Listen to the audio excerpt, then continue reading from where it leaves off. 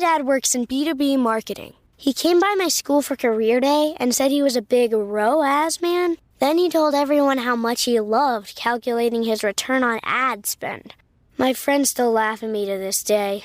Not everyone gets B2B, but with LinkedIn, you'll be able to reach people who do. Get a $100 credit on your next ad campaign. Go to linkedin.com/results to claim your credit. That's linkedin.com/results. Terms and conditions apply. LinkedIn, the place to be, to be. Don't miss out on the final football game of the season with Prize Picks. Join now because Prize Picks are giving away a free pick for the big game where 1 yard equals 1 win. Just pick more or less on at least 2 players for a shot to win up to 1,000 times your cash. Download the Prize Picks app and use code FIELD and get $50 instantly when you play $5. That's code FIELD on Prize Picks to get $50 instantly when you play $5. You don't even need to win to receive the $50 bonus. It's guaranteed. Prize Picks. Run your game. Must be present in certain states. Visit prizepicks.com for restrictions and details.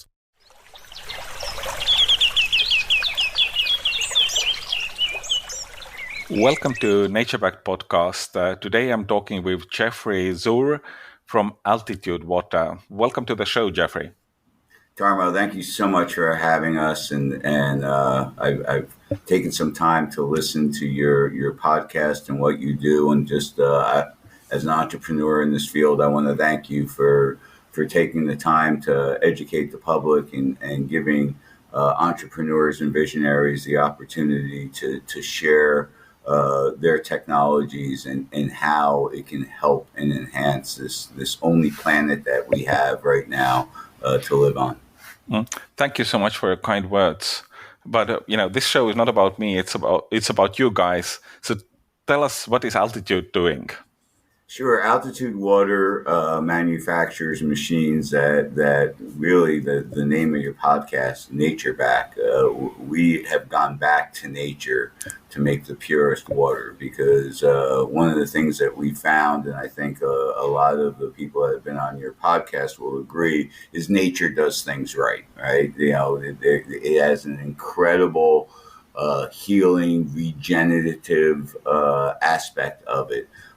So when my father and I started in this business about 15 years ago, we thought that water was going to be the next oil, and that we've spent centuries with the engineer's creed of the solution to pollution is dilution, which is take all these nasty chemicals, throw it in a big body of water, dilute it down to what people tell us is a safe way to drink it, and we just don't believe that that's the right thing to do.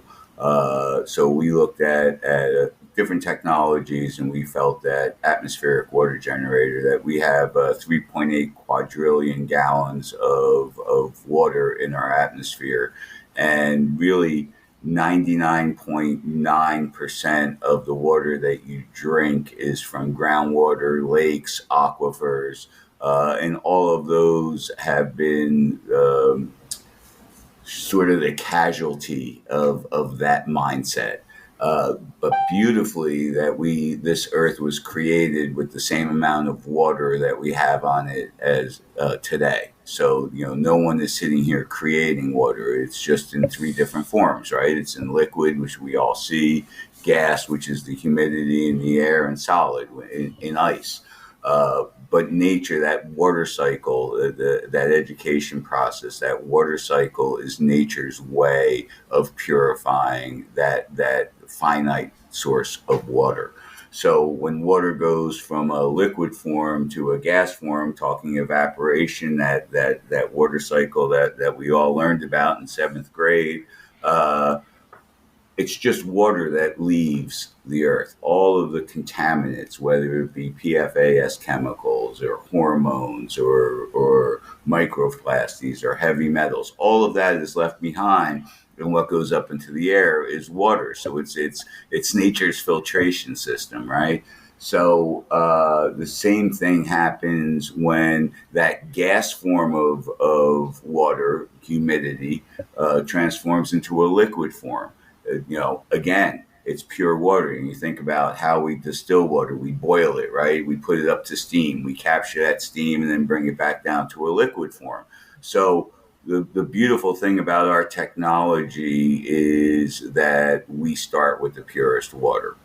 So our machines convert that humidity into pure drinking water. And then there are many things that make our company and our team unique in this field. Is we do everything.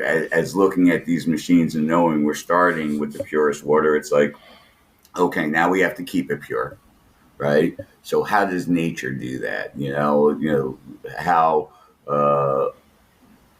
governments and things of that nature, they pour chlorine, they do all of this different stuff. They'll use RO filtration. But we found that ozone, we have the patent using ozone, is the best way, because again, ozone is a natural gas. It's O3. It's what protects our beautiful planet, our ozone layer. You and I are old enough to remember when the hole in the ozone layer was a huge concern. And again, we took steps to help that. But so ozone's O3. It's one of the most powerful water purifiers in the world. What makes it so powerful is the third oxygen molecule is what's known as a radical. It actually detaches and oxidizes anything that's not supposed to be in the water. So bacteria, virus. And when I say, we found that that's better than reverse osmosis, when my father and I first got into this industry, we were distributors for what I call the first generation atmospheric water generators that use RO and UV lights. The problem is, you have lines that's going from where you're purifying and where all those filters are trying to take the things out of the water and going to dispense. And anytime that you store water, biofilm wants to grow, right? That's nature. It's a great environment for bacteria to grow. And so you have all this tubing, and what we found was, after a year of using these other machines, the TDS, total dissolved solids, it doesn't tell you what's in your water. It just tells you what shouldn't be in your, there's stuff in your water that shouldn't be there. Started going up to the 200, 300 range. And so when we broke the machines down, we found it in the tubing. So using ozone the water is the purification method. So, every 20 minutes we cycle ozone through a corona discharge ozone generator, and the water is not only staying pure because of the ozone, but it's keeping the machine pure. So we have the only self-cleaning machine that's out there due to our patent. And then, of course, a lot of people are drinking alkaline water, raising the pH, whatever your belief is regarding, cancer can't survive in an alkaline environment. It thrives in, so there are a lot of, you listen to your consumers. And so you have two ways to raise the pH level in water: ionization, which is moving the electrons around through electrical processes, again, a man-made thing, or mineralization, adding what nature gives us, what our earth gives us, which is calcium, magnesium, different minerals to raise the pH. So we chose mineralization as our ability. So I laugh what all those RO filters are trying to take out of the water is never in our water, and we actually have a filter that's putting stuff back into our water. So we like to say at Altitude Water that we make water the way Mother Nature intended it to be made. And then again, you as a person that's in charge of your family or in charge of your own body and your health, you are securing the safest, purest water for your family and for yourself without the carbon footprint emissions, because let's face it, water is one of the heaviest, bulkiest things to move. I mean, in the United States, the state of California, 20% of its electrical use is to move water to where people are, right? Wow. So that's a fact. That's a lot. It blows people away. You think about this water energy nexus and how they're so intertwined. It's an incredible stat. But when you can make water right in your own home and we've all seen the disasters increase because of climate change and because of what's going on in the earth. When you can make your own water and not have to take that off your list, if a disaster is coming, you don't have to worry about going to the store, because that's usually the first thing that is sold out is water. So, but not only that, you are making, where your water is coming from. I mean, when you and I grew up, we drank water out of the garden hose, right? The bottled water companies, I call it the marketing ploy of the century. They did a great job of educating the public of how bad the aquifers are now because of how we've put chemicals into it, how man has destroyed what nature gave us. But they didn't tell us that they're really taking it from the same place and just putting a filter on it and then putting it into a plastic bottle that's creating a huge environmental catastrophe. Yeah. And after a decade of the growth of bottled water, where it's now the number one beverage sold in the world, that all of those plastic bottles are now breaking down and going into that same water source, and they're not filtering it out. So, studies have come out this year from Columbia and from many institutions where, we're drinking almost a credit card or a greater amount of plastic into our bodies, going into our brain, into our testicles, into women having problems with it. So it's a huge issue that really our machines solve, because again, when the water leaves and evaporates, it leaves all of those microplastics behind, those nanoplastics that have gone. Your neighborhood just got cooler with Kroger Delivery's refrigerated trucks. Simply order groceries at the same great prices online as in-store, and we'll bring them to you fresh every time. And if that wasn't cool enough, you can now earn 4 times the fuel points after 4 with your digital coupon. Choose a next-day Kroger Delivery time slot for 4 p.m. or later on Tuesdays, Wednesdays, and Thursdays. Must deliver by February 4th. Restrictions apply. See Kroger.com for details. Hey, Atlanta, Apple is open for small business. That's right. We're here to make starting and running your business simpler. With privacy and security built in on all devices, it's easy for you to protect your customers' data. And if you need hardware or software support, you'll get advice from business experts at no cost whatsoever. So you can focus more on the soup du jour and less on, the other stuff. At Apple, we're open for your small business. Go to apple.com/small business or visit an Apple store to learn more. Tell us in a few words, where do we stand today with that kind of overall, industry of atmospheric water generation? Because, you're not alone in this industry. There's a bunch of other companies who are basically turning air into water. Is that the new big thing, or? I think it is. I mean, as there's a couple of people obviously being in this industry for 15 years before a lot of people really understood that this was possible. They do a lot of research on how the industry's grown, and it's looking to be about a $3.6 billion industry next year, this year, 2025. So it's really growing. It's great people like you that have a podcast and spend their time educating the public on, so because the public, okay, I understand what's happening to the earth. Where do I get the information to find out how I can be a better steward? Because, I don't want to inherit this earth from my grandparents. I want to be a good steward for my grandkids, right?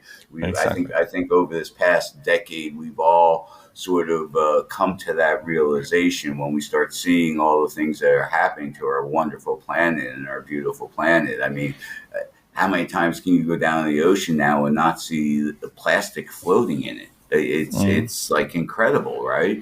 So this industry is really starting to grow. The key has been is there's been really no market leader, which I think that Altitude Water is striving to become. And again, so much that you're taking on some behemoths in Pepsi, Coke, and Nestle that get water for basically nothing and put it in a plastic bottle.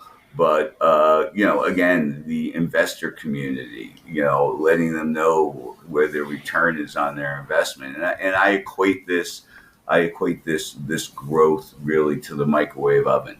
Okay, where way back when, we don't even realize that the microwave oven was really discovered back in the 1940s. We only know it from the 90s to the 2000s. But it was big, bulky machines, this new technology, and that's the way atmospheric water generators were. Well, now we've got it to, we can have a home and office model. Again, economics of scale and technologies have allowed us to be more efficient and more effective. And then great people like you that educate the public start getting the word out there. So it was really Sony back in the 90s that made the microwave oven small and affordable. And we're getting to that point now. The other thing is energy efficiencies, because obviously we need energy in order to capture the humidity. From our first models on down, we have really decreased energy use. But again, the key is the efficiencies of solar. Mr. Musk, built these cool cars, but honestly, it wasn't about the car; it was about the battery. That's yes. where subsidies for the battery.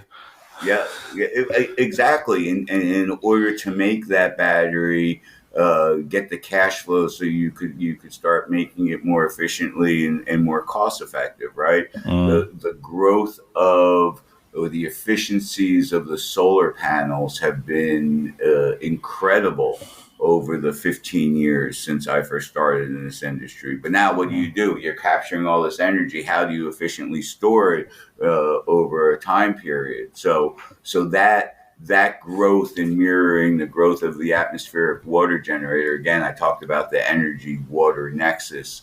Those two things coming together have really brought us to a point where I call it the perfect storm for atmospheric water generators. We just completed a project in Cameroon, Africa, where we're bringing 1,000 gallons of water a day to a remote village. And that couldn't have happened efficiently and effectively and worthwhile in the investment. I mean, thank goodness L'Oreal Women's Sustainability Fund saw the benefit in this. Obviously, it's the women who walk 4.3 kilometers to the river now to get dirty water. This village of 985 plus people lose between 5 and 8 people a year to water-related illnesses. So, starting to see that happen.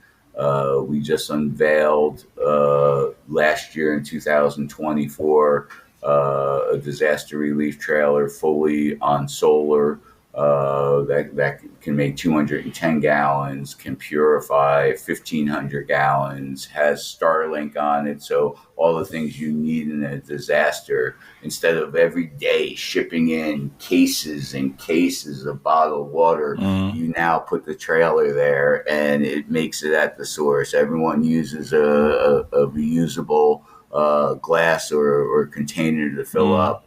And now you're talking about these small steps to really increase the health and wellness of our wonderful planet. The cost of atmospheric generated water, how has this developed? I mean, I'm sure it has gone down over the years, but at least looking at from outside the industry, the assumption is that it must be horribly costly compared to this, plastic bottle in the shop. Well, compared to the plastic bottle in the shop, it's not. Compared to a tap, it's still a little more costly. But we're making water right now, so again, the energy you use is going to be the same, whether it's 30% relative humidity or 70% relative humidity. one of the things that we've done and why I think that we're a huge leader in this industry is we're so efficient at making water. No one makes more water than we do that I have seen on spec sheets or my competition. But we make water between 4 cents a gallon to 25 cents a gallon, 30 cents a gallon. So at 35% relative humidity, and that's using 11.5 cents, which is the average in the U.S. I know that this is a global podcast, but using 11 cents per kilowatt, we're generally making water at 4 to 20 cents a gallon, depending on the relative humidity. So, and that's the great thing about water is now we know, over the years, how much is in a cubic meter of water. We know how much we can capture, where we have all the data and the testing on that. So for a T12, which is our home and office model, if you a family of 4, you're going out and buying cases of bottled water, you're depending upon which water you're getting. You can get the store brand that you don't really know where it's coming from, and the plastic breaks down a lot quicker. But you're basically looking at 1.5 to 2 year payback on the cost of the machine. Our machines retail for $4,000, but now you're talking about having that machine for 12 to 15 years.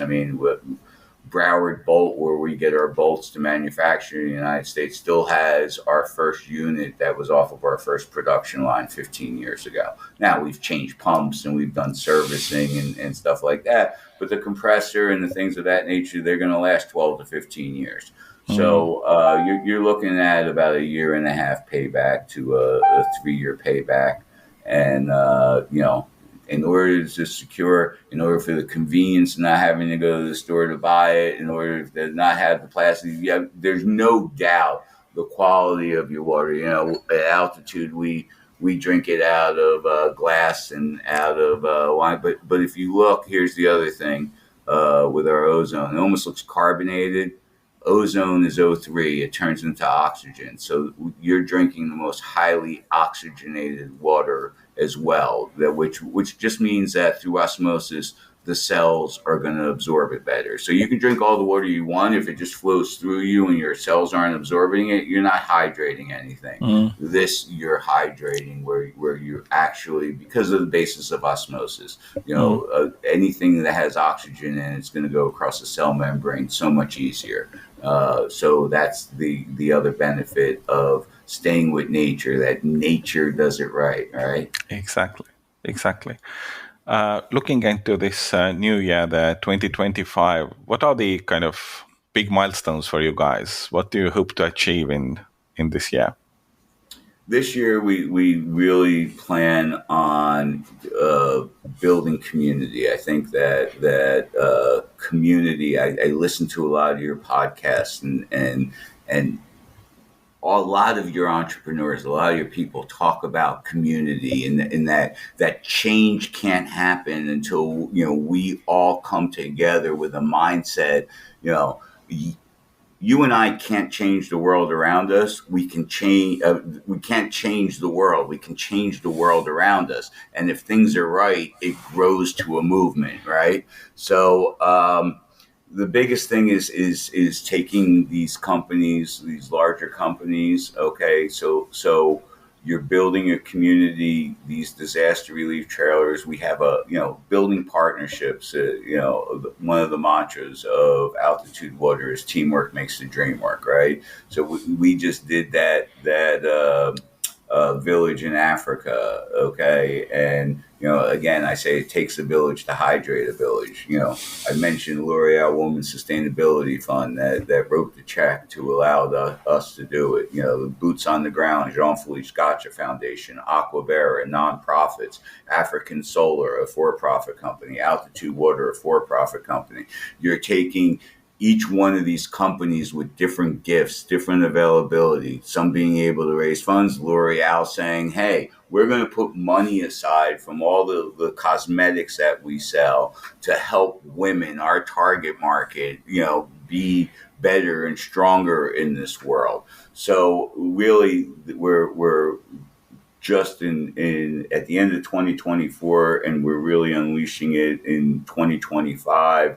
Is this bringing for-profits and nonprofits together with the disaster relief trailer? So you're a big store, and all of a sudden a disaster hits. Well, you now just have the biggest billboard with this trailer to put out in front that you're providing incredible resources to your community who has the choice of where they're going to shop, right? So now they're getting involved in the community or giving it to another nonprofit that needs a water sponsor for 510K to raise money for their nonprofit. Well, now this trailer goes there and supplies. It doesn't cost the company that bought this trailer. We have an incredible leasing company who lowered the leasing, so you can now have a disaster relief trailer, these for-profit companies, for about $4,200 a month for 60 months, a $1 buyback after the 60 months. So now it's tax deductible because it's a business expense. You're now putting this out into the community. You're now letting the community know you care, and you're doing it in an environmentally friendly way. I talk about the difference all the time is there's charity, which is nothing wrong. People just writing a check is a great thing. But I equate it to what happened in Flint, Michigan. When Flint, Michigan happened, all over the news, Share donates $1 million a bottle of water to Flint, Michigan, which, again, I'm not saying, but there's a difference between charity and effective charity. So there were benefits. The people got water that they needed it, but there were also issues with that because now there was $1 million worth of plastic in Flint, Michigan. And Cher got a lot of publicity, and it just so happened that she had a tour and she sold more tickets because of it. But effective charity looks at a theory of change. What are we doing over the long haul? Okay. And looking at it in an environmental way. And without a doubt, effective charity takes more time and more effort, but it's what is going to be sustainable. It's what's going to last, and it's what's going to make sure that we're protecting our planet. So we're just talking about Cameroon. So it's not just providing the water. We built a water hub that has educational. So, we've now just given 4 hours a day back to the women. What are you doing with that 4 hours? Now we're teaching them beading. Now we're teaching them. And again, what's the theory of change? You're trying to get their kids into school, but their kids are their workforce on their family farm to bring money in. So again, I go back to David Meyer, Joyce Meyer's son, and when he took over Hands of Hope, the charity, he was so proud of himself. He got all these chickens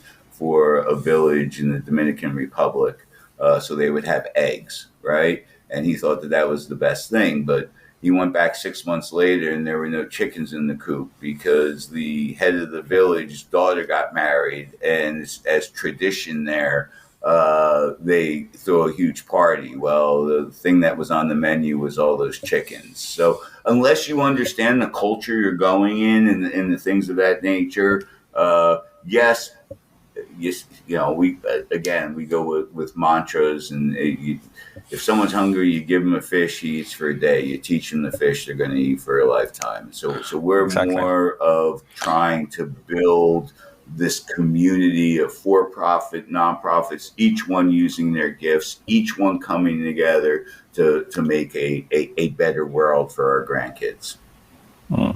That's a very strong message to wrap up this discussion. Thank you, Jeffrey, for joining us today. It was my honor and my pleasure, and thank you for doing what you do. Again, you bring your gift. You spend your own time to educate entrepreneurs and to educate the public on how we can be better, right? We're all striving to be better. I'm not the man that I used to be, and I'm not the man I should be, but I'm a work in progress, and I think we all are. And it's stuff like this that allows us on podcasts to get these ideas and to get these thoughts. Thank you so much. Bye-bye. Bye-bye. And that's a wrap on this episode of Nature Back. Until next week. Hey guys, it's Miriam Love here, and I want to share something very special with you. Check out my new release, All In, the Spanish remixes, out now on Electric House Records. And always remember, be love, share love, all love. Available now wherever you listen to music.